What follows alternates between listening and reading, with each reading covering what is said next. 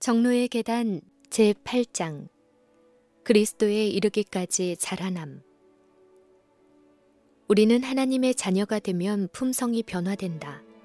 성경은 이 변화를 새로남이라고 한다. 이것은 또한 농부가 심은 좋은 씨앗의 성장에도 비유된다. 예수님을 사랑하는 법을 막 배운 사람들은 또한 갓난 아이들 같다고 불리어진다. 그들은 예수 그리스도 안에서 자라나 성인이 될 것이다. 땅에 뿌려진 좋은 씨앗처럼 그들은 자라서 열매를 맺게 될 것이다. 이사야는 하나님의 자녀들이 의의 나무 곧 여호와의 심으신 바 그 영광을 나타낼 자가 될 것이라고 말한다. 하나님은 당신의 진리를 이해시키고자 천연계의 생명체로부터 많은 교훈을 우리에게 주신다.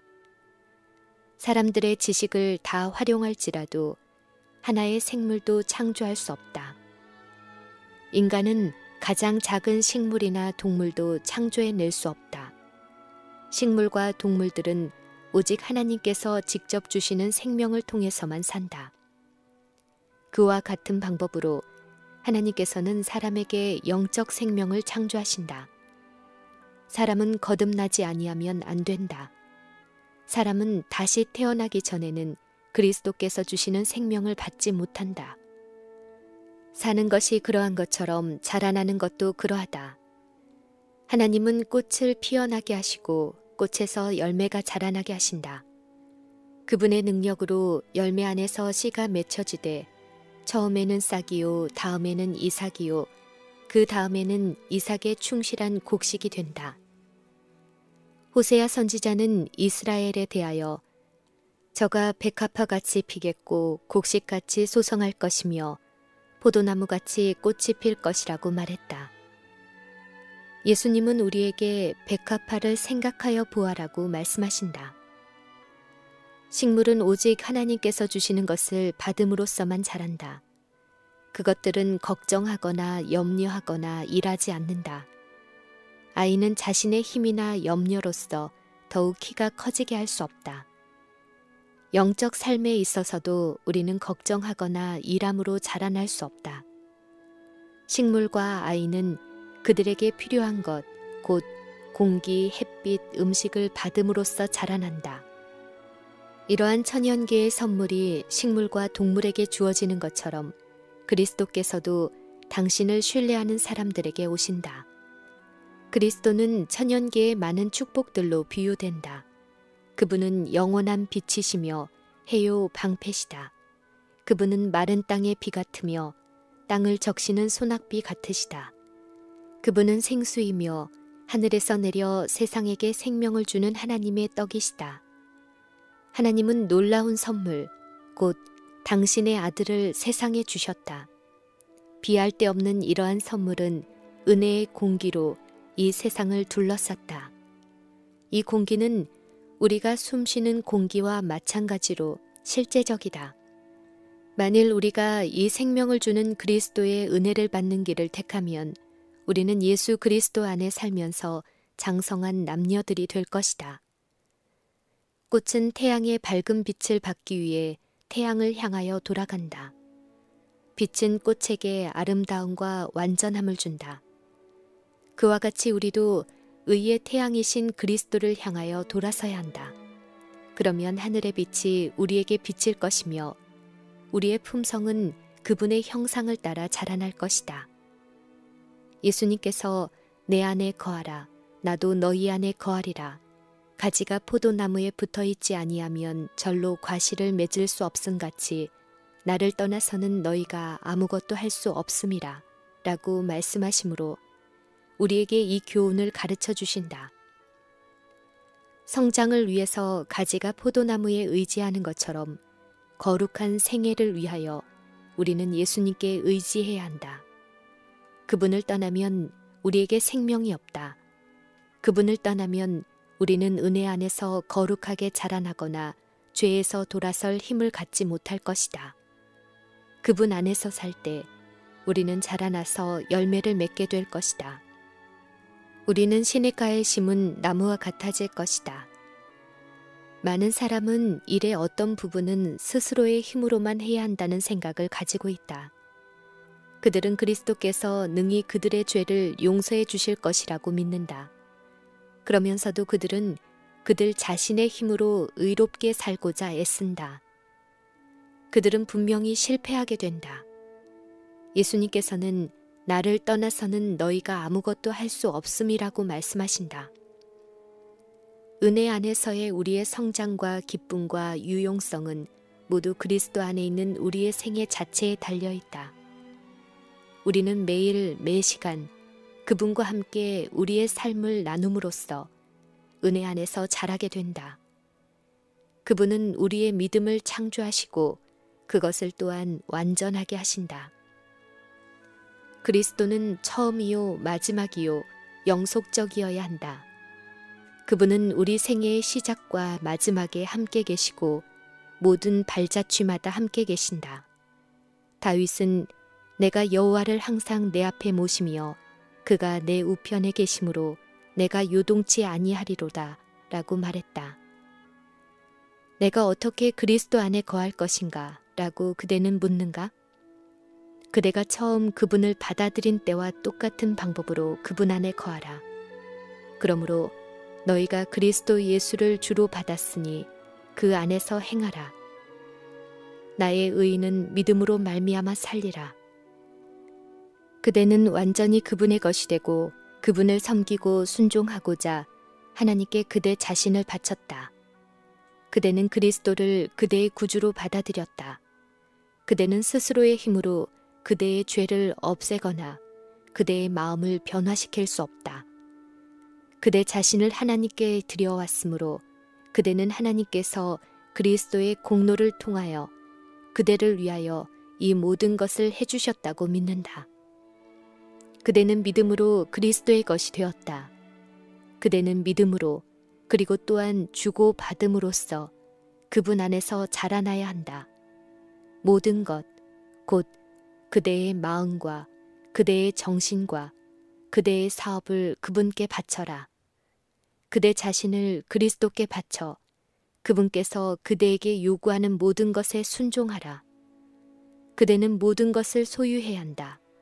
그리스도, 복스러운 그분을 소유하여 그대 마음속에 거하시게 하라.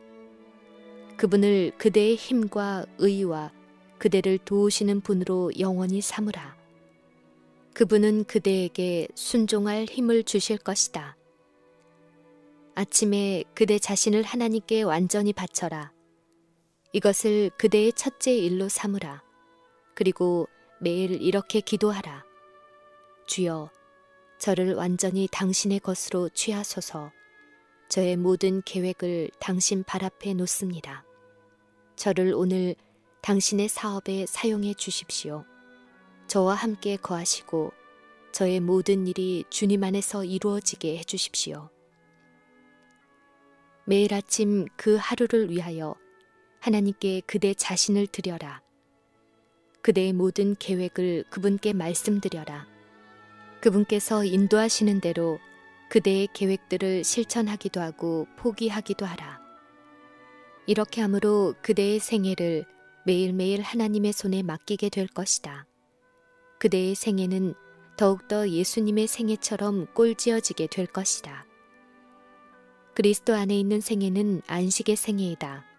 거기에는 열광적 기쁨의 느낌이 없을지는 몰라도 활기차고 평화로운 신뢰가 있음에 틀림없다. 그대의 희망은 그대 자신 안에 있지 않다. 그것은 그리스도 안에 있다.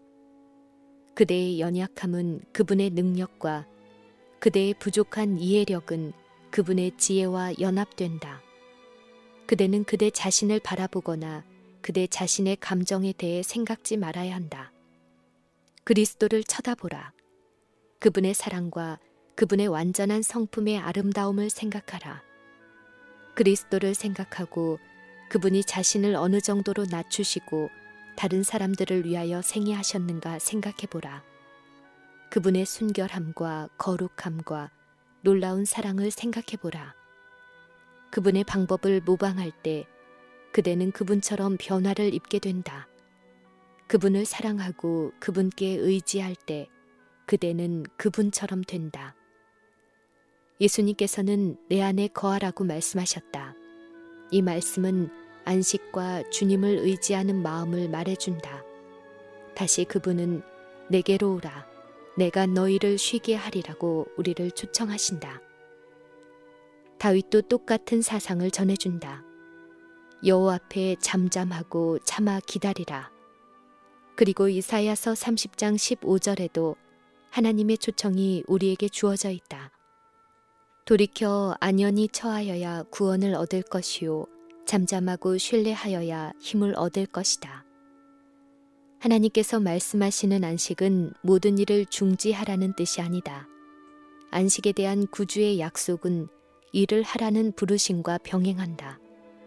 나의 멍에를 메고 내게 배우라. 그러면 너희 마음이 쉼을 얻으리라. 그리스도 안에서 가장 많이 쉬는 사람은 그분을 위해 가장 많이 일하게 될 것이다. 우리가 자신들을 생각할 때 우리는 생명을 주시는 그리스도께로부터 돌아서게 된다. 사단은 이것을 알므로 우리가 마음을 구주께로부터 돌아서게 하고자 애쓴다. 사단은 우리가 그리스도와 함께 거하며 일하지 못하도록 방해하고자 한다. 사단은 세상의 쾌락들을 이용하여 우리의 마음을 하나님께로부터 떠나게 하고자 애쓴다. 사단은 생애의 걱정과 슬픔을 이용한다. 그는 우리의 마음을 하나님께로부터 돌아서게 하고자 다른 사람들의 잘못과 우리의 결점과 약점들을 이용한다. 우리는 사단이 이러한 생각들을 가지고 우리를 속이지 않도록 해야 한다. 하나님을 위하여 살고자 진심으로 갈망하는 많은 사람들이 그들의 결점에 대하여 생각하고 이야기하는 방향으로 이끌려간다. 그와 같은 방법으로 그들은 그리스도께로부터 분리되고 사단이 승리를 얻게 된다. 우리는 자아가 우리의 생각의 중심이 되게 하거나 우리가 구원을 받을 수 없지 않을까 하는 걱정을 해서는 안 된다. 자아에 대하여 생각하면 우리의 마음은 하나님께로부터 돌아선다. 우리는 우리 자신을 하나님께 드리고 예수님에 대해 이야기하고 생각해야 한다. 우리는 우리의 두려움을 몰아내고 하나님을 믿을 수 있다. 우리는 사도 바울처럼 이제는 내가 산 것이 아니요 오직 내 안에 그리스도께서 사신 것이라. 이제 내가 육체 가운데 사는 것은 나를 사랑하사 나를 위하여 자기 몸을 버리신 하나님의 아들을 믿는 믿음 안에서 사는 것이라 라고 말할 수 있다.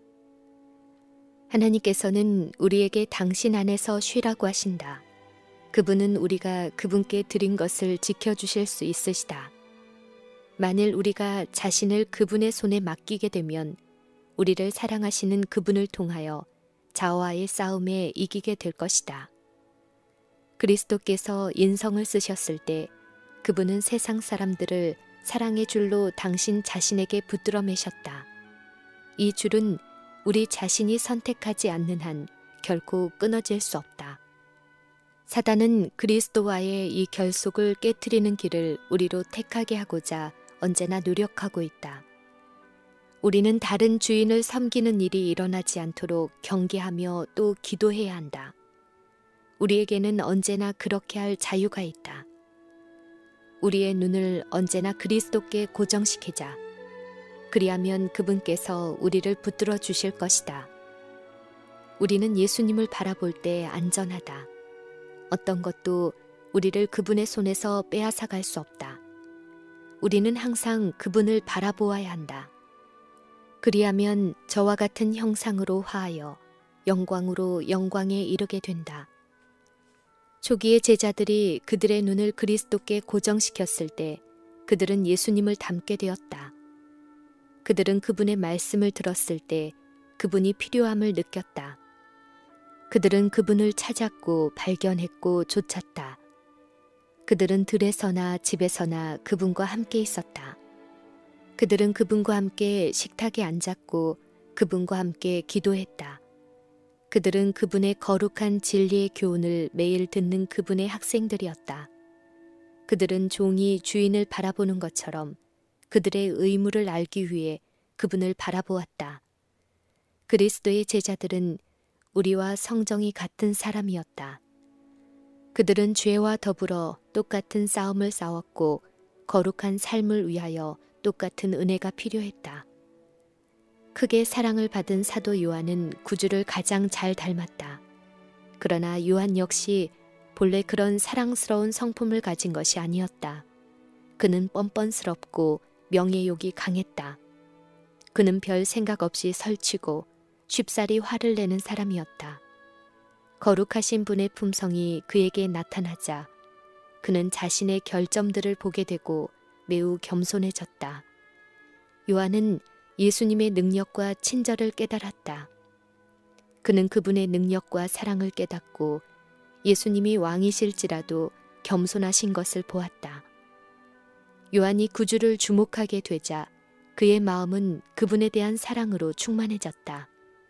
날마다 그는 예수님을 향해 가므로 마침내 주님에 대한 사랑으로 자신을 보지 않게 되었다. 요한은 자신의 기질을 예수님의 능력에 굴복시켰고 성령께서는 그의 마음을 변화시키셨다. 그리스도의 사랑의 능력이 그 안에 새로운 품성을 형성시켰다. 우리 자신이 그리스도와 연합할 때 우리는 분명히 변화를 입게 된다. 그리스도께서 우리 안에 거하실 때 우리의 온 성격은 향상된다. 그분의 성령, 그분의 사랑은 우리의 마음을 겸손하게 해주고 우리의 생각과 욕망을 하나님과 하늘을 향하게 해준다. 예수님이 하늘로 돌아가신 후에도 그분을 따르는 자들은 그분께서 여전히 그들과 함께 계심을 느꼈다. 그들은 그분의 사랑과 빛을 느꼈다. 구주 예수님은 그들과 함께 거니시고 얘기하시고 기도하셨다. 그분은 희망과 위안의 말씀을 하셨다. 평화의 기별이 그분의 입술에서 흘러나오는 동안 그분께서는 그들을 떠나 하늘로 올라가셨다. 천사의 무리가 그분을 영접하자 그분께서는 내가 세상 끝날까지 너희와 항상 함께 있으리라 라고 말씀하셨다. 예수님은 인간의 형체를 입으시고 승천하셨다. 제자들은 그들의 친구이시며 구주이신 그분이 하나님 앞에 서 계신 것을 알았다. 그분은 여전히 그들을 사랑하셨고 그들 중 한 사람으로 계셨다. 그분은 당신의 상한 발을 하나님께 보이고 계셨다. 그분은 당신이 구속하신 자들을 위하여 지불하신 대가를 당신의 아버지께 상기시키고 계셨다. 제자들은 예수님께서 그들을 위하여 처소를 예비하러 하늘로 돌아가셨다는 것을 알았다. 그들은 그분께서 다시 오셔서 그들을 데려가실 것을 알았다. 예수님께서 하늘로 돌아가신 후 제자들이 함께 모였다. 그들은 예수님의 이름으로 하나님께 열렬히 기도했다. 그들이 머리 숙여 기도하며 예수님의 약속을 되풀이했을 때 그들은 놀라운 생각을 했다. 너희가 무엇이든지 아버지께 구하는 것을 내 이름으로 주시리라. 지금까지는 너희가 내 이름으로 아무것도 구하지 아니하였으나 구하라. 그리하면 받으리니 너희 기쁨이 충만하리라. 그들은 믿음으로 하나님께 손을 뻗쳤다. 왜냐하면 다시 살아나신 그리스도께서 하나님 우편에 계신 자요 우리를 위하여 간구하시는 자시기 때문이었다. 오순절 날에 보혜사가 그들에게 오셨다. 그리스도께서는 성령께서 그들과 함께 계실 것을 약속하셨다. 그분께서는 내가 떠나가는 것이 너희에게 유익이라. 내가 떠나가지 아니하면 보혜사가 너희에게로 오시지 아니할 것이요 가면 내가 그를 너희에게로 보내리니 라고 말씀하셨다. 성령을 통하여 그리스도께서는 당신의 자녀들의 마음속에 언제나 살아계실 것이었다. 사실상 그분은 그들과 친히 함께 계셨을 때보다 더 가까이 계실 것이었다. 그들 안에 거하시는 그리스도께서는 빛과 사랑과 능력이 되어 그들에게서 비쳐나올 것이었다. 제자들을 본 사람들은 이상히 여기며 또 그 전에 예수와 함께 있던 줄도 알았다. 그리스도께서는 당신의 제자들을 위해 하신 모든 것들을 오늘날에도 당신의 자녀들을 위해 하시고자 하신다. 그분의 제자들이 주위에 모였을 때 드리신 마지막 기도에서 그분께서는 내가 비옵는 것은 이 사람들만 위함이 아니요 또 저희 말을 인하여 나를 믿는 사람들도 위함이라고 말씀하셨다. 예수님께서는 우리를 위하여 기도하시고 당신이 하나님과 연합한 것처럼 우리도 당신과 연합할 수 있도록 간구하셨다. 얼마나 놀라운 일인가. 구주께서는 당신 자신에 관하여 아들이 아버지의 하시는 일을 보지 않고는 아무것도 스스로 할 수 없나니 아버지께서 내 안에 계셔 그의 일을 하시는 것이라고 말씀하셨다. 만일 그리스도께서 우리의 마음속에 살아계시면 그분은 우리 속에서 역사하셔서 자기의 기쁘신 뜻을 위하여 너희로 소원을 두고 행하게 하시고자 우리를 도와주실 것이다. 그분께서 일하신 대로 일하며 그분의 정신을 보여주어야 할 것이다. 우리가 그분을 사랑하고 그분 안에 거할 때 우리는 범사의 머리 되시는 그리스도에 이르기까지 자라나게 될 것이다.